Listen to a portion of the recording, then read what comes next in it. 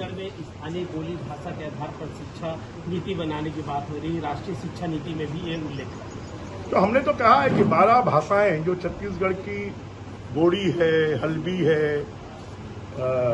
इन सब भाषाओं को लेकर हमारी सरकार ने तय किया और राष्ट्रीय शिक्षा नीति के अंतर्गत भी है कि जो उनकी मातृ टंग है उसमें उनको पहले सिखाया जाए और बाद में उनको हम राष्ट्रीय भाषा और अंग्रेजी के आधार पर उनकी पढ़ाई करें। सर, इसको लेकर SCRT विभाग से भी आज हमने बात की थी, तो इस पे नोटिफिकेशन जारी होने की बात हुई थी।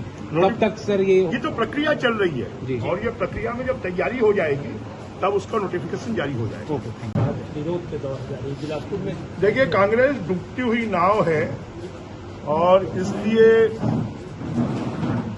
दुर्ग से जो विधायक होते हैं उनको भेज देते हैं नांदगांव, जो दुर्ग से चुनाव लड़ते हैं उनको भेज देते हैं महासमुंद, जो भिलाई से चुनाव लड़ते हैं उनको भेज देते हैं बिलासपुर।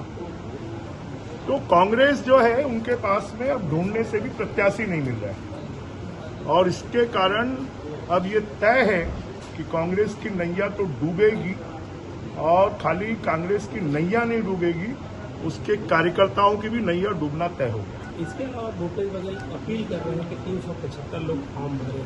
अब ये लोकतंत्र का वो अपमान कर रहे हैं। जब कर्नाटक में जीतते हैं तब तो उनको ईवीएम के ऊपर में भरोसा रहता है, जब राजस्थान में जीतते हैं तो ईवीएम पे भरोसा है, हिमाचल में जीतते हैं तो ईवीएम पे भरोसा है।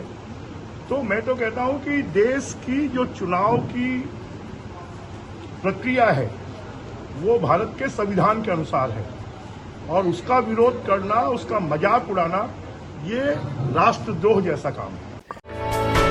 For more news updates, do subscribe, like, share and comment. Clipper 28